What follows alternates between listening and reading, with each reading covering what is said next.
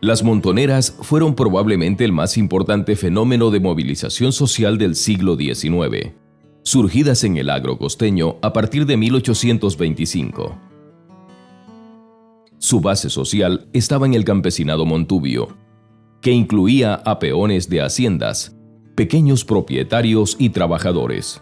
La revolución alfarista es uno de los procesos más importantes de la vida republicana ecuatoriana, no solamente porque es un proceso revolucionario, sino porque es un proceso revolucionario efectivo y que hace los cambios más trascendentes en el Estado ecuatoriano.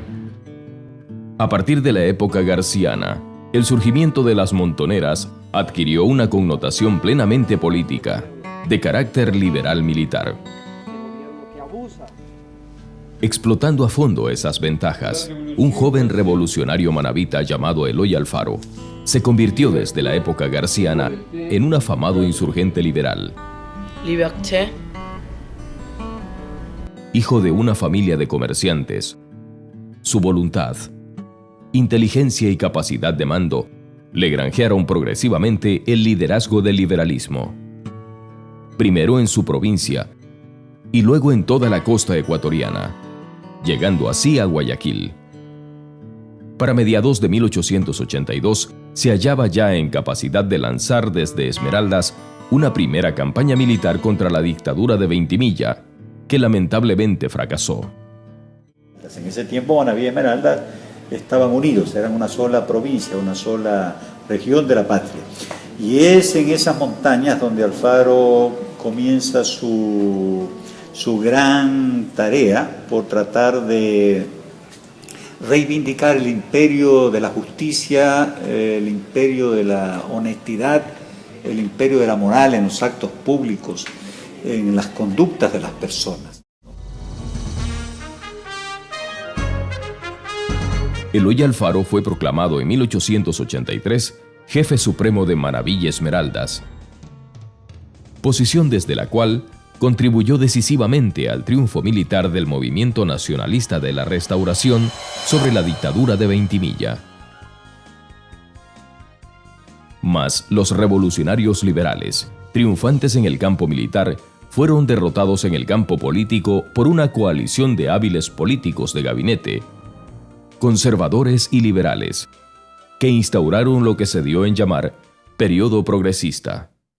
Con ello, el viejo régimen oligárquico logró un nuevo respiro, que habría de durar 11 largos años, durante los cuales se sucedieron los gobiernos de José María Plácido Caamaño, Antonio Flores Gijón y Luis Cordero.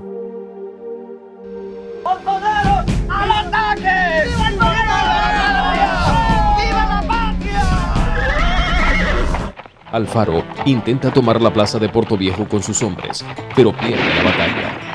El control de ciertas localidades era importante, porque estos pequeños asentamientos cumplían no solo funciones políticas, ser sede de los gobiernos, los gobernadores regionales, sino también eran nudos de articulación mercantil, desde donde se controlaba la producción y el comercio de los productos de exportación.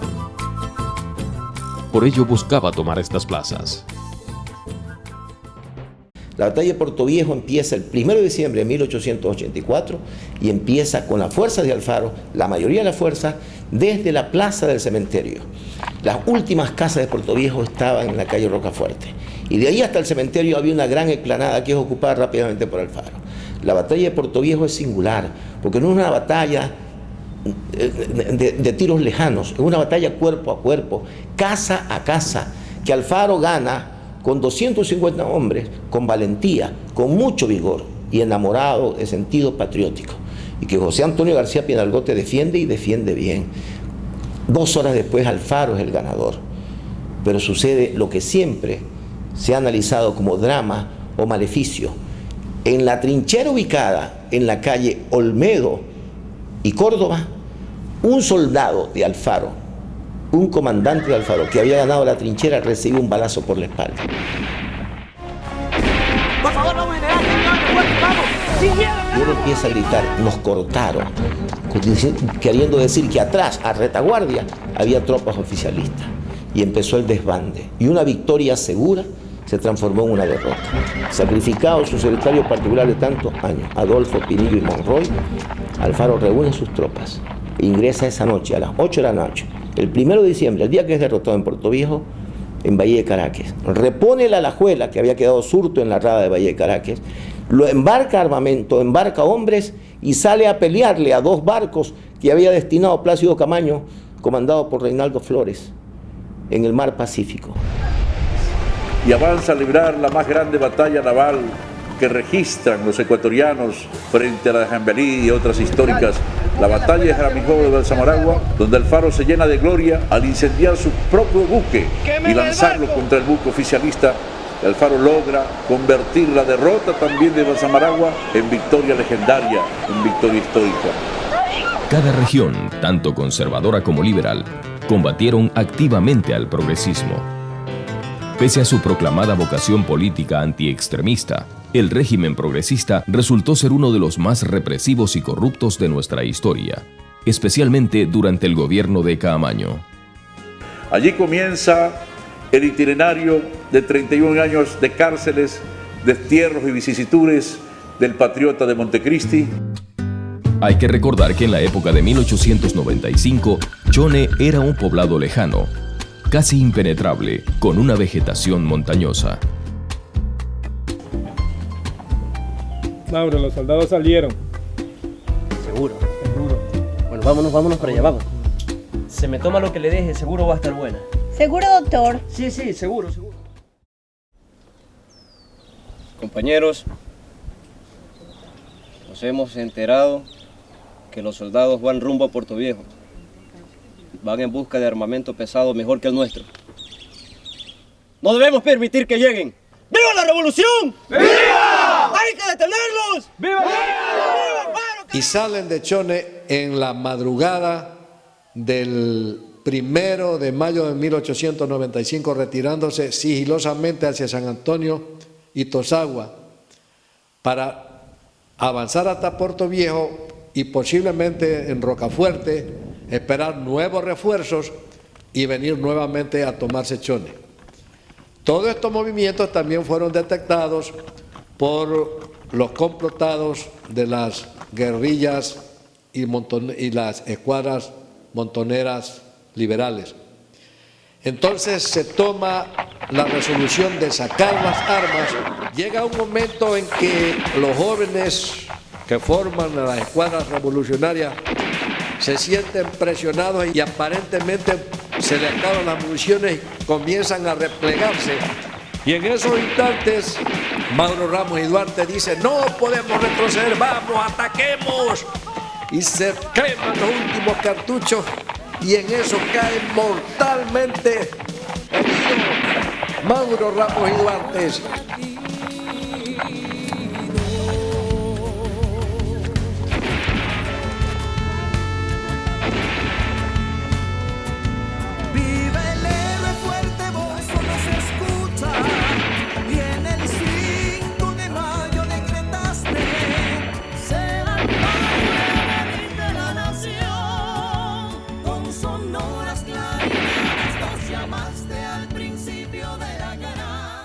En ese momento hay un poco de desmoralización, pero instantáneamente entran en acción las 2 columnas de macheteros lideradas por Benicio Mejía y por el comandante Manuel María Barberán.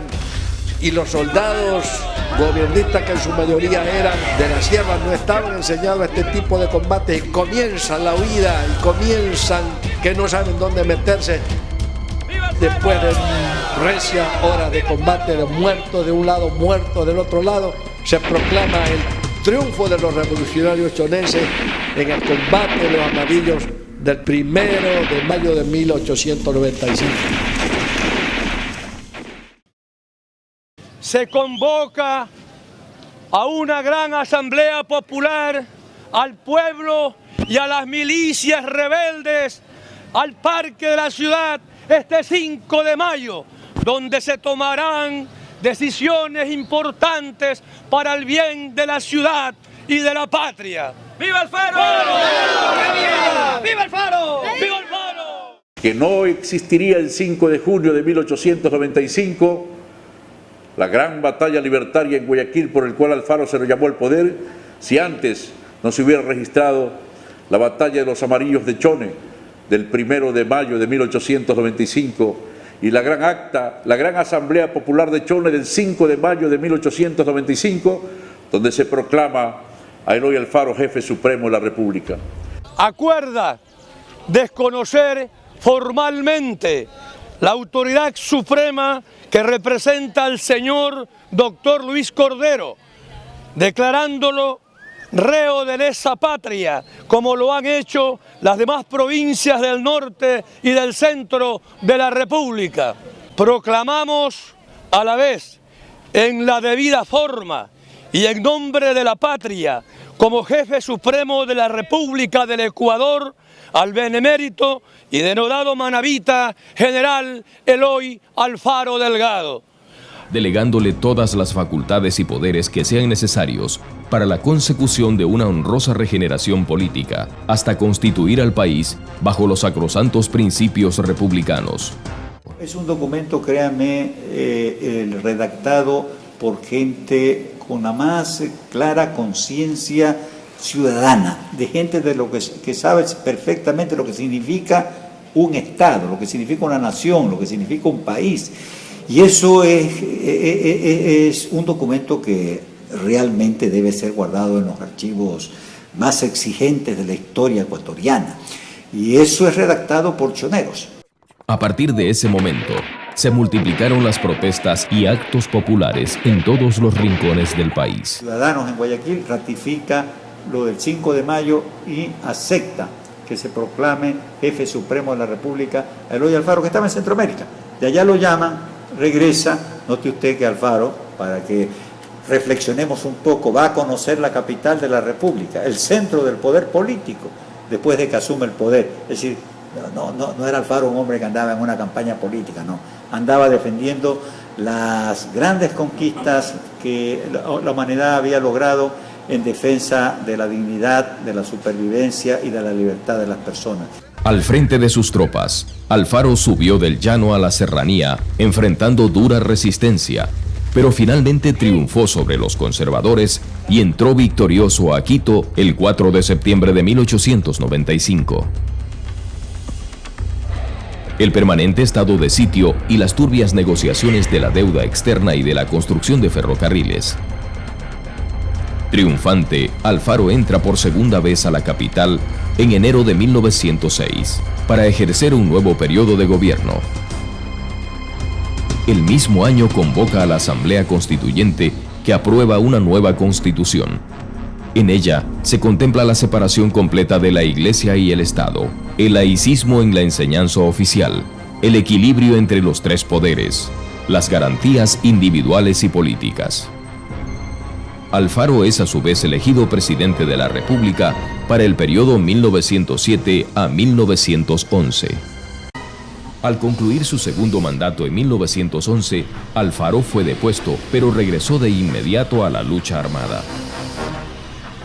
Por eso fue arrestado en Guayaquil el 28 de enero, y ese mismo día fue trasladado a Quito junto con sus más cercanos colaboradores, Medardo Ulpiano Páez, Manuel Serrano y el periodista Luciano Coral. Ironías de la vida.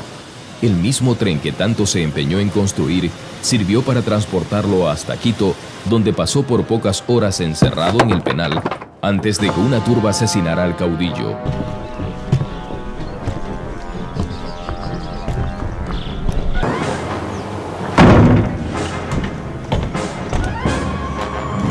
¡Cobarde! Si lo vas a hacer, hazlo ya.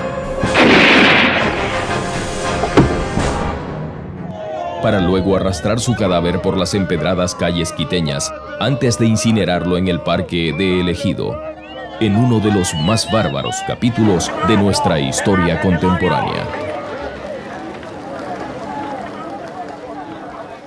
El asesinato de Alfaro, como también, como se usaba en la Inquisición, un acto de fe, como se decía a los que se iban a matar en la Inquisición. ¿Por qué razón? Estuvo la mano del Partido Conservador, y a pesar de que el manifiesto del Partido Conservador sobre la muerte de Alfaro trate de negarlo, pero estuvo indudablemente la mano, estuvo la mano de la iglesia, de la época, porque no iban a perdonar a un hombre que le había quitado sus bienes. ¿Cómo iban a perdonarlo? Y por eso es explicable que era una lucha también contra la masonería.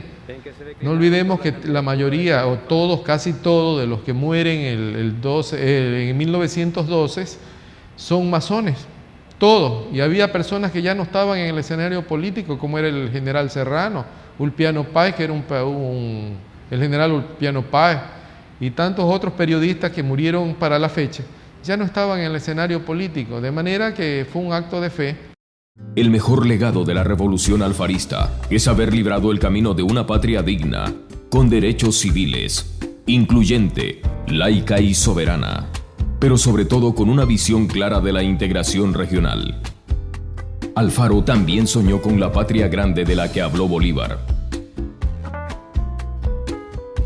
La revolución alfarista promovió la participación de la mujer como ente productivo y le permitió tener presencia en la actividad pública y en política. La revolución diseñó el actual sistema educativo público y laico.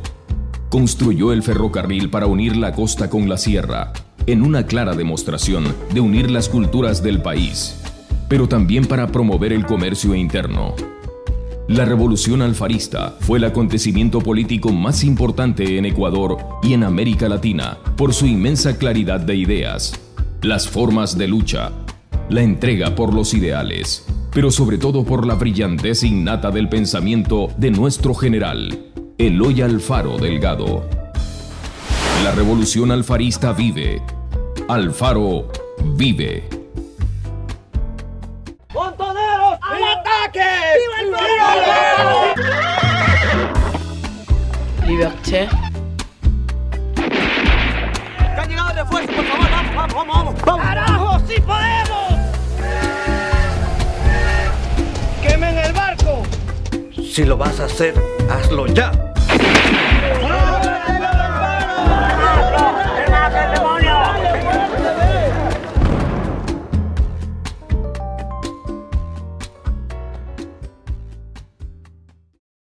Alfaro.